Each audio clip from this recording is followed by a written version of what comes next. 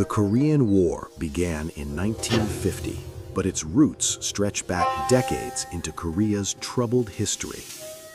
For centuries, Korea existed as a unified nation with a strong cultural identity.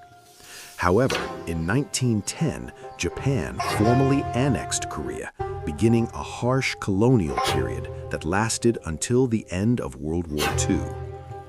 When Japan surrendered in 1945, Korea was suddenly freed, but also left politically unstable. With no clear plan for independence, global powers stepped in. This moment would become the turning point that divided Korea and set the stage for one of the Cold War's most intense and deadly conflicts. After World War II, the United States and the Soviet Union temporarily divided Korea along the 38th parallel. The Soviets occupied the north, while American forces controlled the south. What was meant to be a short-term arrangement quickly hardened into a permanent division. In the north, a communist government led by Kim Il-sung emerged with Soviet support. In the south, an anti-communist government under Syngman Rhee took power, backed by the United States. Both leaders claimed authority over the entire peninsula, creating deep political tension that would soon explode into open war. By 1950, the Cold War rivalry between the United States and the Soviet Union had intensified. Korea became a front line in this global ideological struggle between communism and capitalism. Kim Il-sung believed that force was the only way to reunify Korea under communist rule. With approval from Soviet leader Joseph Stalin and later support from China, North Korea prepared for invasion. Meanwhile, South Korea remained militarily weak, assuming major conflict was unlikely. This miscalculation proved costly, as war was about to arrive suddenly and with overwhelming force. On June 25, 1950, North Korean troops crossed the 38th parallel in a massive surprise attack. Tanks, artillery, and infantry poured into South Korea, quickly overwhelming its defenses. Seoul, the South Korean capital, fell within days. The speed and scale of the invasion shocked the world. South Korean forces retreated in chaos, suffering heavy losses. Civilians fled southward in fear, creating one of the earliest refugee crises of the war. What began as a regional conflict rapidly drew international attention and demanded an urgent global response. The United Nations reacted swiftly to the invasion. With the Soviet Union boycotting the Security Council at the time, the UN passed resolutions condemning North Korea's aggression. A UN military coalition was formed, led primarily by the United States. President Harry Truman viewed the invasion as a test of containment, America's policy to stop the spread of communism. U.S. troops were quickly deployed to Korea, joined by forces from over 15 countries.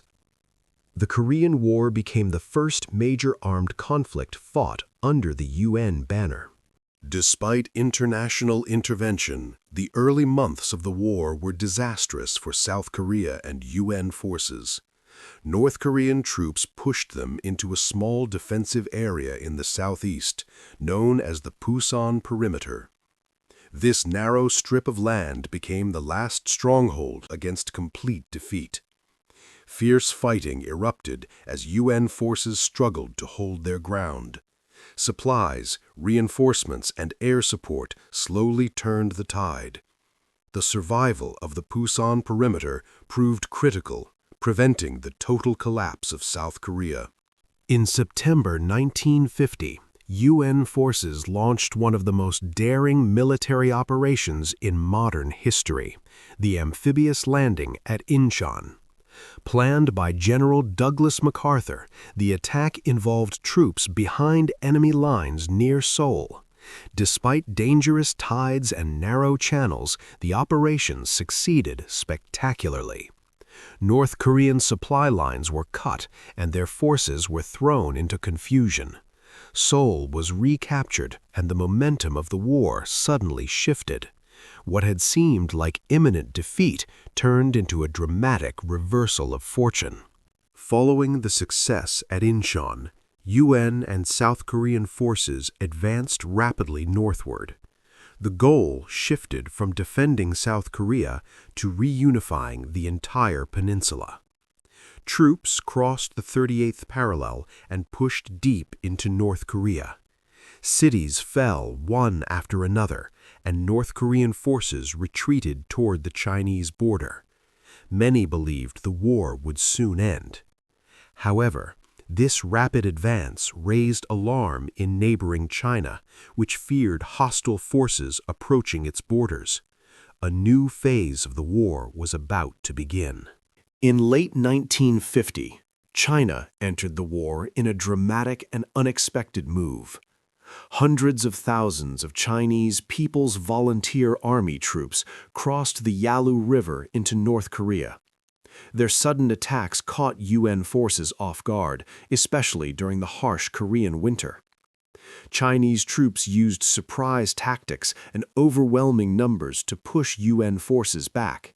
The war once again shifted direction.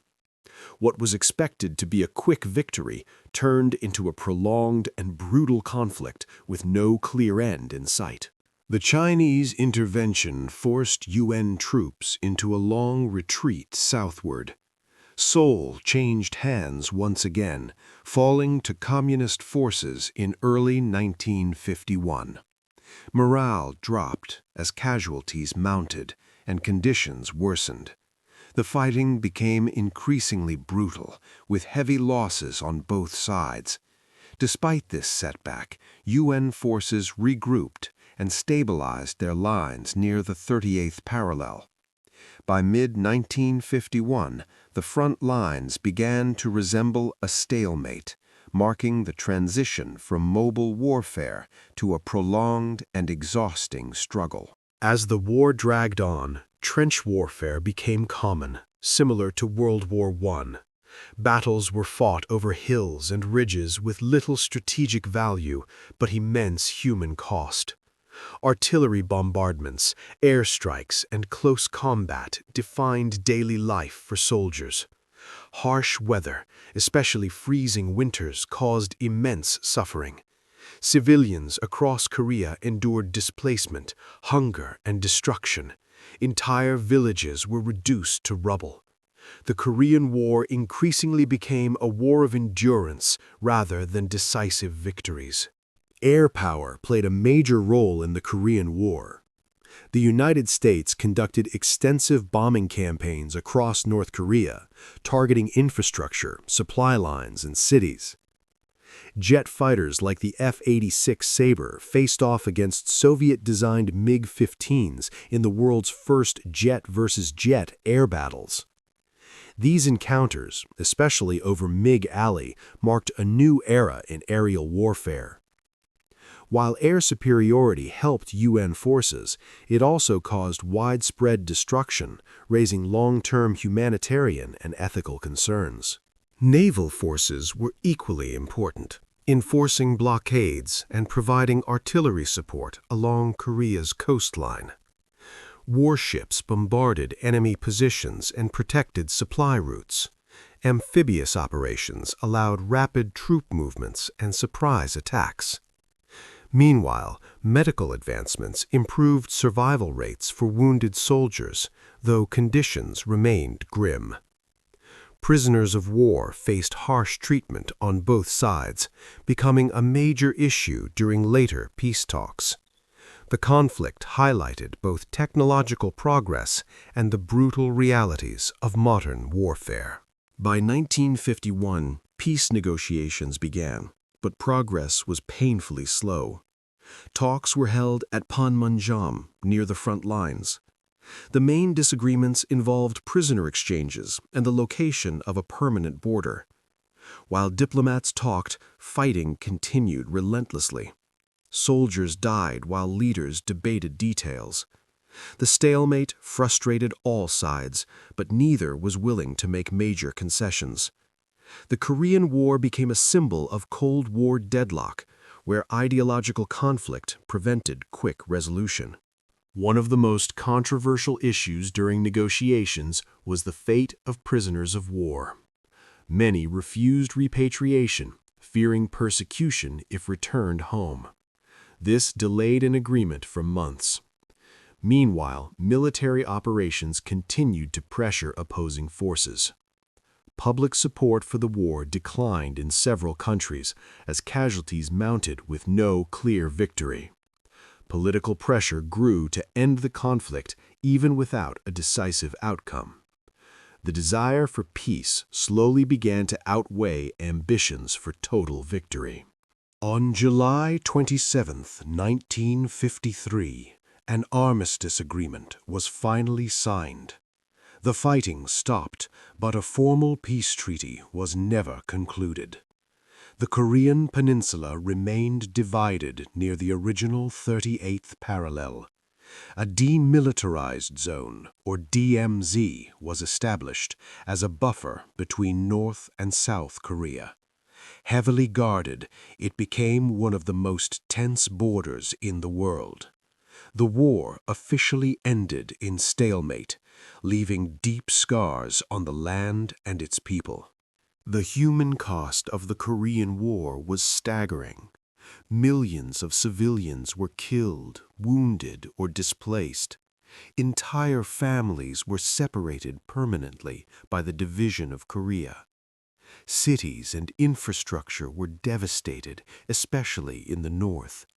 Soldiers from many nations lost their lives in a conflict far from home. Despite its scale and impact, the war is often called the Forgotten War, overshadowed by the Second World War and the Vietnam War in global memory. Politically, the Korean War reshaped East Asia. South Korea eventually developed into a prosperous democracy, while North Korea became an isolated authoritarian state. The war strengthened U.S. military commitments in Asia and increased Cold War tensions worldwide. China emerged as a major military power, while relations between the U.S. and communist nations hardened. The conflict demonstrated that the Cold War could turn hot, with devastating consequences. The Korean War also transformed modern warfare. It marked the first major conflict of the nuclear age, though nuclear weapons were never used. New technologies, jet combat, and rapid medical evacuation changed military strategy forever. It reinforced the concept of limited war, fighting without total destruction. The lessons learned in Korea influenced future conflicts and military planning across the world, shaping global security for decades to come. Today, the legacy of the Korean War still lives on. The Korean peninsula remains divided, and tensions continue beneath the surface. The DMZ stands as a reminder of unfinished history. For millions of Koreans, the war is not just a chapter in a book, but a living memory passed down through generations. Understanding the Korean War helps us understand the Cold War itself, a conflict defined by ideology, sacrifice, and a fragile peace that still holds the world's attention.